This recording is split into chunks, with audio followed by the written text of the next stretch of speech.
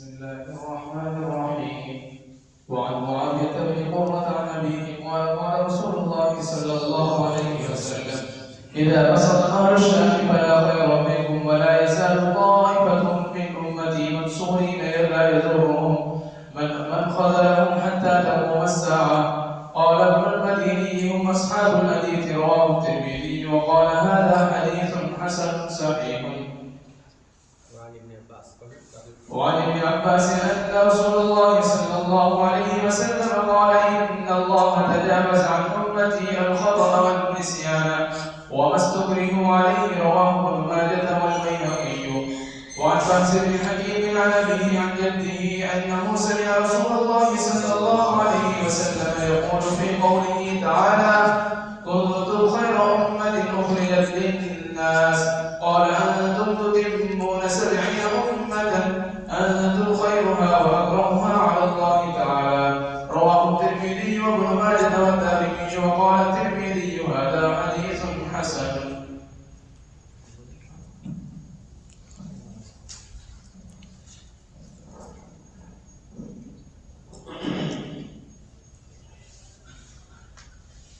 بسم الله الرحمن الرحيم. الحمد لله رب العالمين، والصلاة والسلام على سيد الأنبياء والمرسلين سيدنا ومولانا محمد وعلى آله وصحبه أجمعين. أما بعد، وبسندنا عن الإمام الخطيب التبريزي رحمه الله تعالى قال: عن معاوية بن قرة عن أبيه. معاویہ ابن قرہ ابن ایاس، یہ معاویہ ابن قرہ اپنے والد قرہ ابن ایاس رضی اللہ تعالیٰ عنہ سے نقل کرتے ہیں کہ رسول اللہ صلی اللہ علیہ وسلم نے ارشاد فرمایا کہ جب شام کے لوگ خراب ہو جائیں گے تو تمہارے اندر کوئی خیر نہیں بچے گا۔ یہ آپ کی کتاب مشکات المصابیح، ماشاءاللہ آپ نے اس کو مکمل پڑھ لیا اور آج اس کا آخری سبق پڑھ رہے ہیں۔ اس آخری سبق میں جو آخری باب ہے، اس کا باب ثواب ہذہ الامہ، اس امت کے ثواب کا بیان، جس میں اس امت کی فضیلت کلی اعتبار سے بھی اور جزوی اعتبار سے بھی۔ چنانچہ یہ آخری 3 احادیث ہیں جس میں اہل شام کی فضیلت بیان کی گئی ہے، کیونکہ شام کی سرزمین نبیوں کی سرزمین ہے اور بہت سے انبیاء کرام اس سرزمین کے پیوند خاک ہوئے ہیں، اور شام کی سرزمین دین اسلام کی قوت کے لیے، سربلندی کے لیے اور اشاعت اسلام کے لیے اس سرزمین شام کا بڑا کردار رہا ہے۔ ایک وقت میں ایک عرصے تک اسلامی حکومت کا پایۂ تخت ملک شام رہا ہے۔ شام کے لوگ غیور اور دین پر مضبوطی اور تسلط کے ساتھ عمل پیرا رہے۔ یہاں کے لوگ اگر عقیدہ عمل کے اعتبار سے فاسد ہو جائیں گے تو بقیہ بلاد اسلام کے بگڑنے میں دیر نہیں لگے گی۔ یہ صحیح ہے کہ سرزمین مکہ و مدینہ، اور اس میں بھی مکہ و مدینہ منورہ خاص طور سے، اس کی حیثیت تو یہ ہے کہ اسلام ایک دم آخری دور میں سمٹ سمٹا کر کے مدینے میں آ جائے گا، جیسے کہ سانپ ہر طرف پھرتا رہتا ہے اور پھر وہ اپنے سوراخ میں واپس آ جاتا ہے، اس طریقے سے۔ لیکن مجموعی اعتبار سے پورے عالم اسلام کے بقا اور پورے عالم اسلام میں کے تحفظ کے اعتبار سے اہل شام کا بڑا عمل رہا ہے، بڑا عمل دخل رہا ہے۔ اور اب یہ وقت وہی ہے کہ شام پر ایک ایسے شخص کا یا اس باپ بیٹوں کا ایک طویل تسلط جو رہا، اس دوران بہت سے علماء کرام یا تو چلے گئے یا تحقیق کر دیے گئے۔ اب وہاں جو صورتحال ہے وہ بھی مغرب یورپیوں، اہل یورپ اور خاص طور سے اسرائیل کے زیر اثر ہے وہ سب۔ بس کچھ نہیں کہا جا سکتا کہ آگے کیا صورتحال پیش آئے گی، لیکن یہ پیشن گوئی مکمل ہوتی نظر آ رہی ہے پورے طور پر کہ جب اہل شام فاسد ہو جائیں گے، خراب ہو جائیں گے، تو تمہارے اندر کوئی خیر باقی نہیں رہے گا۔ باقی ولا یزال طائفۃ من امتی، میری امت میں سے برابر ایک گروہ منصور رہے گا، اس کی مدد کی جائے گی جانب اللہ، اور جو لوگ ان کی مدد کو چھوڑ دیں گے ان سے ان کا کچھ نقصان نہیں ہوگا۔ ان کے اندر جو دینی حمیت ہے، اس دینی حمیت اور غیرت کی بنیاد پر وہ جمے رہیں گے حتی تقوم الساعہ، یہاں تک کہ قیامت قائم ہو جائے۔ کہ قیامت گویا قیامت تک یہ وہ لوگ کون لوگ ہیں؟ مجاہدین، اللہ کے راستے میں جہاد کرنے والے یہ لوگ۔ امام علی بن مدینی رحمۃ اللہ علیہ نے مختلف توجیہیں کی گئی ہیں، لیکن زیادہ جمہور اہل اسلام اس کا مصداق مجاہدین کو قرار دیتے ہیں کہ وہ اللہ کے راستے میں اعلاء کلمۃ اللہ کے لیے جہاد کرتے رہیں گے، اور سارے لوگ ان کا ساتھ چھوڑ دیں، وہ لوگ اپنی جگہ سے نہیں ہلیں گے۔ ضرور ایک نہ ایک جماعت رہے گی جو علم جہاد بلند کیے رہے گی۔ امام علی بن مدینی رحمۃ اللہ علیہ فرماتے ہیں کہ اس طائفہ منصورہ کا مصداق تحریم ہے۔ صحیح معنوں میں جو حضرات نبی کریم صلی اللہ علیہ وسلم کی سنت کی اتباع کریں گے، ان کے اندر یہ جہاد کی روح بھی کارفرما ہوگی، اور اگر جہاد کی روح کارفرما نہیں ہے تو دعویٰ صرف اتباع سنت کا ہوگا، حقیقت میں اتباع سنت نہیں ہوگی۔ جو واقعتاً متبع سنت ہوں گے اور نبی کریم صلی اللہ علیہ وسلم کی پوری سیرت ان کے پیش نظر ہوگی، اور کس طرح نبی کریم صلی اللہ علیہ وسلم نے کرسی کے دور میں اور آپ کے چند جانسار صحابہ نے دین اسلام کے لیے اپنی جان، مال، عزت، آبرو سب کچھ داؤ پر لگایا ہے۔ یہ جماعت جو واقعتاً نبی کریم صلی اللہ علیہ وسلم کی سنت اور سیرت کی امین ہوگی، وہ جماعت اس کا وتیرہ یہی ہوگا کہ دین پر کوئی آنچ آئے ان کو برداشت نہیں ہوگا، اور وہ اپنی سر گھڑ کی بازی لگا دیں گے۔ اس میں جو ہے ان کو ذرا برابر جو ہے کوئی دنیاوی مال و متاع یا جاہ یا کسی کا خوف انہیں متاثر نہیں کر سکے گا۔ امام ترمذی رحمۃ اللہ علیہ نے کہا کہ حدیث حسن صحیح ہے۔ اب اگلے سال آپ دورہ پڑھو گے انشاءاللہ، اور ترمذی شریف بڑی اہم کتاب ہے دورے کی، اور مکمل پڑھائی جاتی ہے، فنی کتاب ہے۔ کسی حدیث پر امام ترمذی کہتے ہیں حسن صحیح، کسی حدیث پر کہیں گے حسن غریب، کسی حدیث پر کہیں گے صرف حسن، کسی پر کہیں گے حسن صحیح غریب، سمجھے؟ تو یہ ان کی مرکب اور مفرد اصطلاحات ہیں۔ حسن کا کیا مطلب ہے؟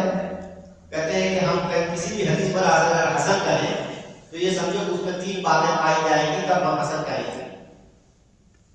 نمبر 1، اس کی سند میں کوئی متہم دل کی برائی نہ ہو، چاہے تمام ثقات ہو، یا ایک آدھا کوئی ہو جس میں تھوڑا بہت کلام ہو، یا ضعیف ہو، صحیح الحفظ ہو، مجہول ہو، مذکور ہو، لیکن اتنا غیر گزرا راوی نہیں ہوگا کہ اس پر جھوٹ کی تہمت آتی ہو، تو سند میں کوئی بہتان بالکل راوی نہ ہو، اس سند کے علاوہ دوسری سند سے بھی اس جیسا مضمون منقول ہو، دوسری بات، اور تیسری بات یہ کہ وہ شاذ نہ ہو۔ شاذ نہ ہونے کا مطلب یہ ہے کہ دلیل اقوا کے معارض نہ ہو۔ مثلا یہ حدیث ایک ہی سند سے مروی ہے اور قرآن کی آیت اس کے خلاف ہے، یا بعد میں اس مضمون میں جتنی حدیثیں ہیں سب اس کے خلاف ہیں، تو یہ شاذ ہوگی۔ یہ کیا ہوگی؟ تو جس حدیث میں تین باتیں پائی جائیں گی تو اس پر ہم حسن کا اطلاق کریں گے۔ نمبر ایک، اس کی سند میں کوئی متهم بالکل راوی نہ ہو۔ نمبر دو، اس میں اس کا مضمون ایک سے زیادہ سند سے مروی ہو، اور نمبر تین یہ ہے کہ وہ شاذ نہ ہو، یعنی دلیل اقوا کے معارض اور اس کے خلاف۔ جس حدیث میں یہ تینوں باتیں پائی جائیں گی اس پر ہم حسن کریں گے۔ اب ان تینوں باتوں کے پائے جانے کے ساتھ ساتھ اگر اس کے تمام رجال سے بات ہے، کوئی علت نہیں ہے، تو صحیح بھی ہے، حسن کے ساتھ ساتھ اس کو صحیح بھی بولیں گے، سمجھا آپ نے؟ اور اگر اس میں کوئی غرابت ہے، غرابت اسناد کے اعتبار سے، یا اس لفظ سے تو صرف اسی سند سے مروی ہے، باقی اس کے علاوہ دوسری سند سے مروی ہے لیکن اس جیسا مضمون ہے، اس سے قوت ملتی ہے لیکن انہی الفاظ کے ساتھ نہیں ہے، تو وہ حسن غریب وہی معنی کہہ دیں گے کہ ایک سے زیادہ سند سے اس جیسا مضمون تو منقول ہے لیکن اس لفظ سے صرف اسی سند سے مروی ہے، لہذا یہ غریب ہے اس لفظ سے، اور حسن کا یہ معنی کہ اس کا مضمون دوسرے طریقے سے معین ہے۔ تو اس طرح سے امام ترمذی رحمۃ اللہ علیہ کی اصطلاحات کو سمجھنے میں لوگوں کو بہت دشواری پیش آئی ہے، اور اس میں بڑے رائے لوگوں کی مختلف ہیں۔ اس کے لیے بڑی محنت کر کے کوشش کر کے 15 سال میں اللہ تعالیٰ نے ہم کو توفیق عطا فرمائی اور ترمذی شریف کی تمام اصطلاحات کو حل کیا الحمدللہ۔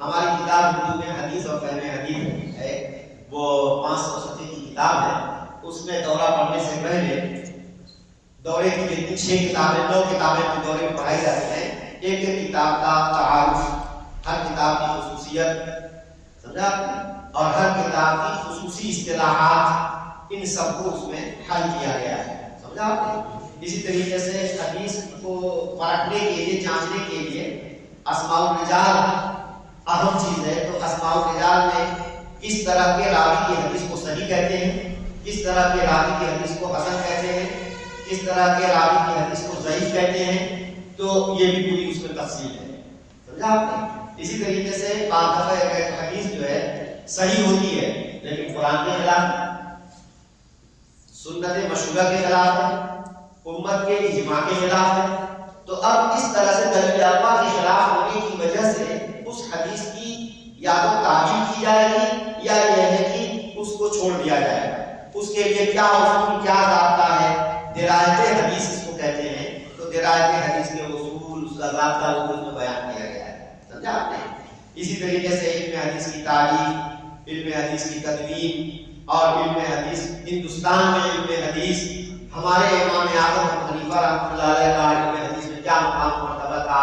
جب آپ دورہ پڑھیں گے، دورہ پڑھنے سے پہلے اس کتاب حدیث اور فہم حدیث کا مطالعہ اگر آپ کر لیں گے نا تو اس سے آپ کو بہت فائدہ ہوگا، اور آپ کے اساتذہ کو تفریحیں کریں گے کسی بھی کتاب کی، وہ چاہے بخاری، مسلم، ترمذی، نسائی، ابن ماجہ اور موطا مالک، موطا محمد، شرح مانی لاحق، ان سب کتابوں میں پڑھو گے تو تمہیں مزہ آئے گا، کتاب سمجھ میں آئے گی، ہر کتاب کا نہج، ہر کتاب کا اصول، ہر کتاب کی خصوصیت اس میں تفصیل سے بیان کی ہوئی ہے۔ تو اس طریقے سے وہ آپ کے لیے ایک تمہید بنے گی، اس کتاب کا مطالعہ انشاءاللہ آپ کے لیے مفید ہوگا۔ دوسری حدیث ہے ابن عباس رضی اللہ تعالیٰ عنہ سے مروی ہے کہ رسول اللہ صلی اللہ علیہ وسلم نے ارشاد فرمایا کہ اللہ تعالیٰ نے میری امت سے خطا اور نسیان کو درگزر فرمایا ہے، مطلب یہ ہے کہ غلطی سے کوئی گناہ کا کام ہو جائے تو اس پر گناہ نہیں لکھا جائے گا۔ باقی یہ ہے کہ اگر اسباب کے درجے میں کوئی چیز غلطی سے کسی کی زبان سے انتے تعلق نکل آیا تو انتے تعلق کا جملہ جو ہے یہ حکم طلاق کے لیے سبب ہے، چاہے طلاق میں کہہ دیا ہو، چاہے کہنا چاہتا تھا پانی لا اور کہہ دیا مجھے طلاق، تو طلاق پڑ جائے گی، ہاں، کیونکہ تلوار جب کسی پہ لگے گی تو وہ تو کاٹے گی، تو وہ تو سبب کے درجے میں ہے، اس میں یہ نہیں ہو کہ میں نے تو بغیر ارادے کے اور غلطی سے میرے منہ سے نکل گیا، ہاں البتہ کوئی انسان نے غلطی غلطی کا کوئی غلط جملہ بول دیا یا غلط کام کر دیا تو اس خطا کی وجہ سے اخروی گناہ اس پر مرتب نہیں ہوگا. باقی اگر کسی کا کوئی غلطی سے نکلا ہوا جملے سے قتل خطا ہے، انسان چاہتا تھا کسی کو قتل کرنا، شکار کو جھاڑی میں دیکھا کہ وہ جو ہے ہرن ہے، دیکھ کر محسوس ہوا کہ وہ ہرن ہے، پتہ چلا کہ وہاں کوئی آدمی جو ہے اپنا پیلا کپڑا پہن کر کے قضائے حاجت محسوس تھا، اسے اٹھا کے انہوں نے تیر چلا دیا، بندوق اس کو چلا دی. یہ قتل خطا ہے. تو اس قتل کی بنیاد پر وہ پکڑا جائے گا اور اس سے اس کی دیت وصول کی جائے گی. ایسا نہیں ہے کہ غلطی سے قتل کر دیا اس کو چھوڑ دیا جائے گا. تو قتل خطا کا جو ہے مطلب جو دنیاوی جو احکام ہیں وہ تو احکام مرتب ہوں گے، البتہ جان بوجھ کر کسی جان کو قتل کرنے کا جو گناہ ہوتا ہے وہ گناہ نہیں ہوتا. تو تجاوز اللہ تبارک و تعالیٰ نے میری امت سے خطا اور نسیان کو درگزر فرمایا ہے اور وہ جس پر ان کو مجبور کیا جائے. لہذا اگر کسی کو پکڑ کر کے جو ہے اس کا گریبان پکڑ کر کے اور پستول تان کر کے کہا گیا کہ بیوی کو طلاق دے ورنہ مار ڈالیں گے، تو طلاق اس نے کہا ہاں کہ طالب یا بیوی سے کہا کہ بیوی کو طلاق تو واقع ہو جائے گا، طلاق واقع ہو جائے گی. طلاق مکرہ واقع مکرہ کی طلاق جو ہے وہ واقع ہو جائے گی. البتہ اس ناحق طلاق دینے کا گناہ اس کا ہوتا ہے، یعنی بیچاری طلاق مستحق نہیں تھی لیکن کسی اقرار کی وجہ سے اس نے طلاق دیا ہے تو اس پر جو ہے گناہ مرتب نہیں ہوگا. تو مستقبل علیہ کا مطلب یہ ہوا.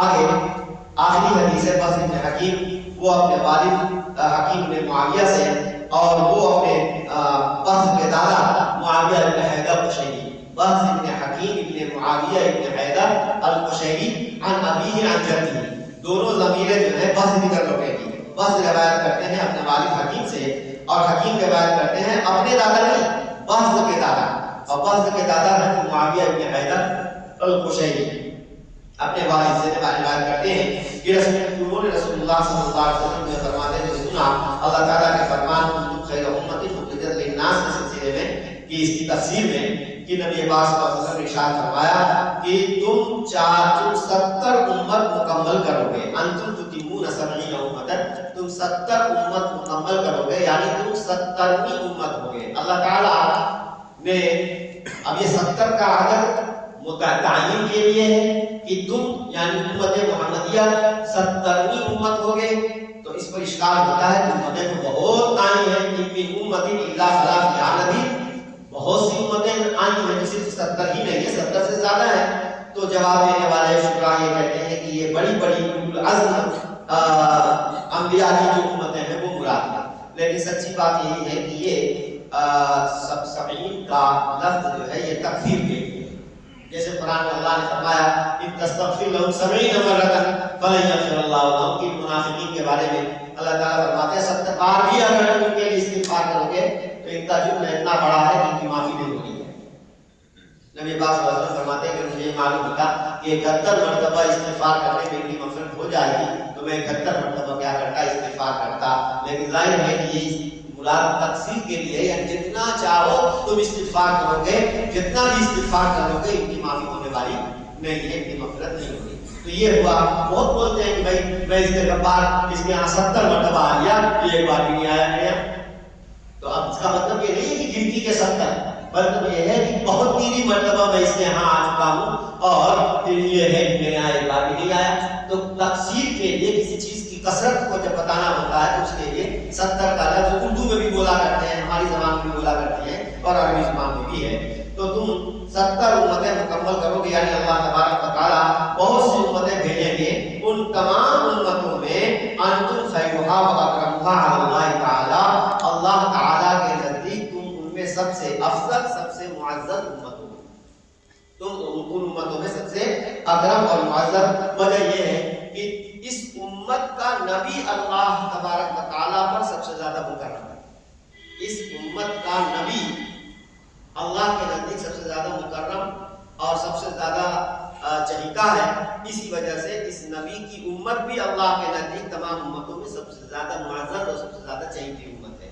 یہ ایسی امت ہے کہ پچھلے انبیاء تک نے اس امت میں مبعوث ہونے اور اس امت میں بھیجے جانے کی خواہش ظاہر کی ہے. حضرت موسیٰ علیہ السلام نے بھی اس امت میں بھیجے جانے کی تمنا ظاہر کی تھی. اور حضرت عیسیٰ علیہ السلام کو تو اللہ تبارک و تعالیٰ نے زندہ اٹھا لیا ہے اور قرب قیامت میں قیامت کے قریب دمشق کے جامع دمشق کے مشرقی مینارے پر 2 فرشتوں کے سہارے اتارے جائیں گے اور اس وقت حضرت مہدی امامت کر رہے ہوں گے اور ان کی ابتدا میں حضرت عیسیٰ علیہ السلام نماز پڑھیں گے.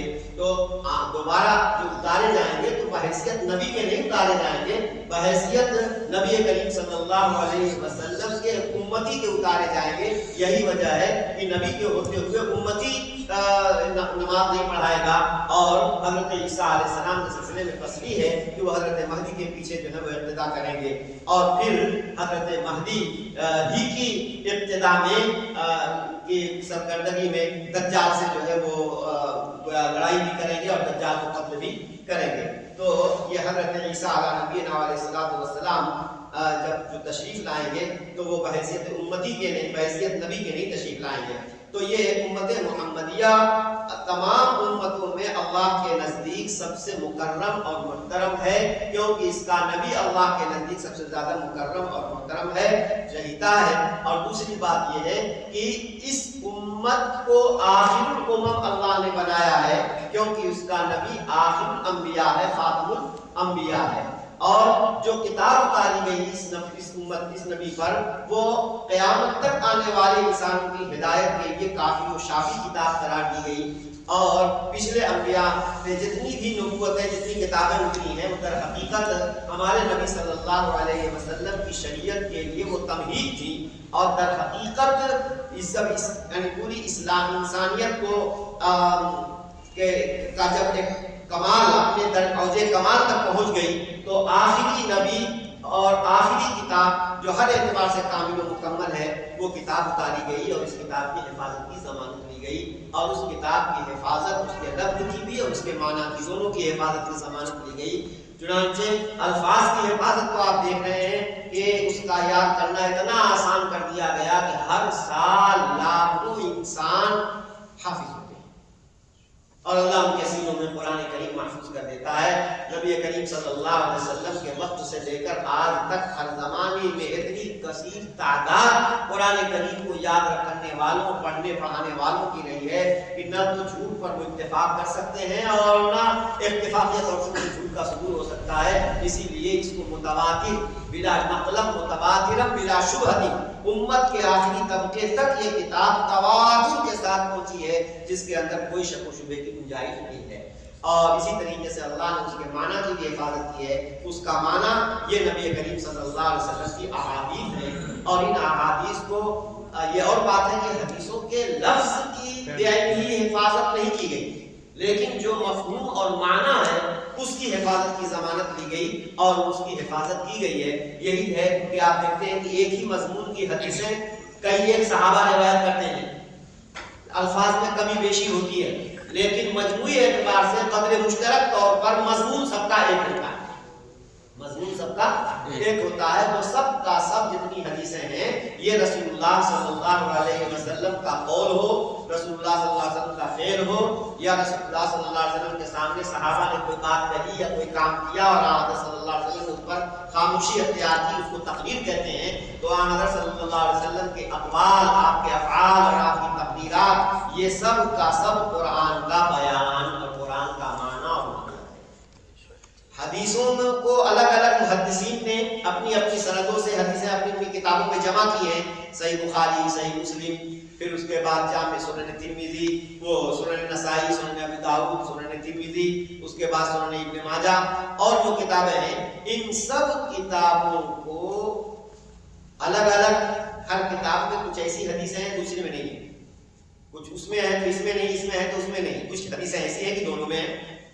تو ان سب کتابوں سے استفادہ کرنے کے لیے علامہ بغوی رحمۃ اللہ علیہ نے مصابیح السنہ لکھی جس میں صحاح ستہ کی حدیثوں کو جمع کر دیا انہوں نے. پھر اس کے بعد انہوں نے چونکہ ترتیب کوئی بہت اچھی نہیں تھی اور حوالے نہیں تھے تو آپ کے مصنف علامہ خطیب تبریزی رحمۃ اللہ علیہ نے ان میں باقاعدہ حوالے ایک ایک کتاب کو، ایک ایک حدیث کو اصل کتابوں سے ملا کر کے اس کا مراجعات کر کے حوالہ بھی دے دیا اور مضمون کے اعتبار سے اچھی ترتیب بھی قائم کر دی، اور ساتھ ہی ساتھ کچھ حدیثیں ان سے جو چھوٹ گئی تھیں مصابیح السنہ میں اور وہ ان بڑی بڑی کتابوں میں تھیں، تو ان کو بھی انہوں نے ایک تیسری فصل کر کے اس طرح کی حدیثوں کو جمع کر دیا۔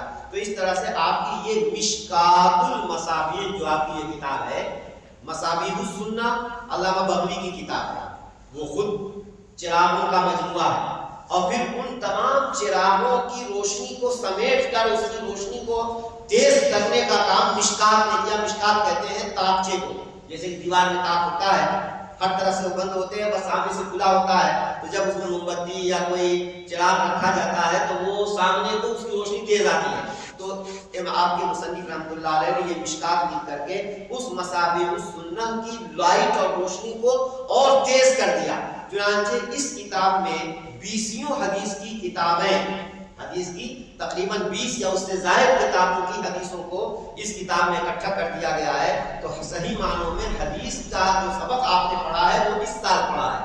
اب جو دورے میں آپ پڑھیں گے تو ان اکائیوں کو پڑھیں گے جہاں سے وہ حدیثیں لے لے کر کے یہاں انہوں نے جمع کی ہے۔ صحیح معنوں میں جو حدیث کا درس آپ نے پڑھا، درس لیا، وہ آپ کا یہی سال تھا۔ اب تو یہ ہے کہ کوئی کتاب پوری ہوگی، کوئی کتاب پوری نہیں ہوگی۔ مثلا بخاری پوری ہوگی، لیکن ہوگا کیا کہ شروع کے کچھ ابواب بہت تفصیل سے پڑھائے جائیں گے، اور اس کے بعد دیر خیرات اپنا جو ہے سر کر پڑھتے چلے جائیں گے سارے لوگ، پتہ ہی کوئی کتنی حدیثوں کے بارے میں پتہ ہی نہیں چلے گا کہ ہم نے پڑھی یا نہیں پڑھی۔ اسی طریقے سے مسلم میں کچھ مخصوص ابواب آپ پڑھ لیں گے، اس کے بعد پھر پڑھ، ابو داؤد کے کچھ مخصوص ابواب پڑھ لیں گے، اس کے بعد نہیں۔ ترمذی شریف پوری پڑھائی جاتی ہے، لیکن اس میں بھی یہ ہوتا ہے کہ بعض ابواب میں بہت شروع میں بہت تفصیل سے پڑھایا جاتا ہے، بعد میں پھر بہت تیز رفتاری کے ساتھ پڑھایا جاتا ہے۔ 2 کتابیں تو مکمل آپ پڑھیں گے، بقیہ جو ہے کتابوں کو صرف سمجھا دیا جائے گا، اس کے مخصوص ابواب آپ پڑھیں گے۔ تو اسی لیے آپ نے صحیح معنوں میں جو حدیثیں پڑھی، اس کو 3 اساتذہ نے پڑھایا، آپ کو 3 جگہ پڑھی ہے نا، 4-5 نے پڑھایا ماشاءاللہ۔ تو یہ تفصیل کے ساتھ ایک ایک حدیث، اس کا معنی، اس کا مطلب، ایک حدیث کا دوسرے حدیث سے تعارض، حدیث کا قرآن سے تعارض، یہ سب پوری تفصیل ہوتی ہے، اس کے دفع کرنے کی صورت، دونوں میں جمع تقریب، یہ جو تفصیل کے ساتھ آپ نے پڑھی ہے، تو صحیح معنوں میں درس حدیث تو آپ لے چکے اور حدیث پڑھ چکے آپ۔ ایک زمانہ وہ تھا کہ حدیث کی آخری کتاب یہ مشکات ہی ہوا کرتی تھی، سمجھا آپ نے؟ مشکات جو ہے وہ تو حضرت شاہ ولی اللہ رحمۃ اللہ علیہ نے جا کر کے حرمین سے یہ صحائح سیدھا لے آئے اور ان کو تفسیر سے پڑھانے کا سلسلہ انہوں نے شروع کیا، ورنہ تو صحیح معنوں میں حدیث کا جامع ترین مجموعہ جو ہے یہ مشکات المصابیح ہے، جس کو پڑھنے کی اللہ نے آپ کو توفیق عطا فرمائی ہے۔ اللہ تبارک و تعالیٰ آپ کو اس پڑھنے کو قبول فرمائے۔ اور اب آپ کی حیثیت آپ کے پیش نظر رہنی چاہیے یہ کہ چونکہ اس امت محمدیہ کا فریضہ یہ ہے کہ نبی کے بعد نبی کا کام یہ امت محمدیہ انجام دے گی، اور اس امت محمدیہ میں ہر آدمی کے بس کی بات تو ہے نہیں، بس یہ منتخب ہو کر کے چند لوگ مدرسے میں آئیں گے اور وہ اپنا قرآن و حدیث کا علم ذرا گہرائی سے تفصیل سے حاصل کریں گے، تاکہ امت میں کوئی بگاڑ پیدا ہو، کوئی فتنہ نما ہو، کوئی عقیدے کے اعتبار سے گمراہی ہو، تو قرآن و سنت کی روشنی میں ان کی اصلاح کریں اور امت کو عمل صالح کی طرف راغب کریں۔ اور اس کے لیے بچوں ضروری یہ ہے کہ پہلے عالم خود جو ہے وہ علم کے تقاضے پر عمل پیرا ہوگا تو اس کی بات میں اثر ہوگا انشاءاللہ تعالی۔ لیکن یہ نہ سوچو کہ ابھی تو ہم خود پورے طور پر عمل پیرا نہیں ہے، اس لیے کیسے کسی کو خیر کی دعوت دیں۔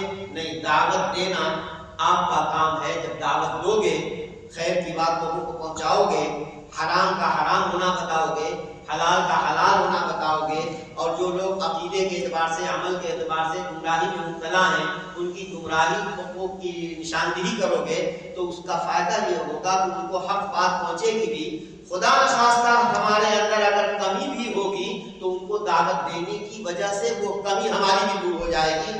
آج ہم مان لیجیے کہ نماز کے پابند فرض کر لو کہ ہم سے پابندی نہیں ہو پاتی، لیکن ہم دوسروں کو نماز کی پابندی کا حکم دیں گے تو آج نہیں تو کل ہم سے بھی پابندی ہو جائے گی، تو ہمارا ضمیر خود ملامت کرے گا کہ دوسروں کو تم خیر کی دعوت دیتے ہو اور خود تمہارے اندر جو ہے اس معیار کا خیر پایا نہیں جاتا ہے۔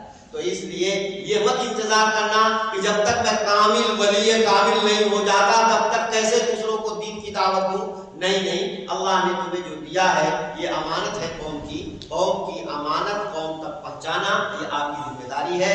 اللہ تبارک و تعالیٰ جب آپ اس امانت کو دوسروں تک پہنچائیں گے تو خود بھی آپ کے نزدیک اس امانت کی قدر اجاگر ہوگی اور اس کے اثرات اور اس کے فوائد آپ کی زندگی میں مرتب ہوں گے. اور ایک وقت وہ آئے گا کہ آپ سادے انداز میں بھی بات کریں گے تو لوگوں کے دلوں پر جو ہے وہ بات اثر کرے گی. اللہ سبحانہ و تعالی ہم سب کو علم نافع عطا فرمائے اور جو کچھ بھی اللہ نے علم عطا فرمایا ہے اس کو نفع بخش بنا دے. وآخر دعوانا الحمدللہ رب العالمین. اللهم صل على سيدنا محمد وعلى آل سيدنا مولانا محمد كما تحب وترضى عدد ما تحب وترضى. لا إله إلا الله الحليم الكريم. سبحان الله رب العرش العظيم والحمد لله رب العالمين.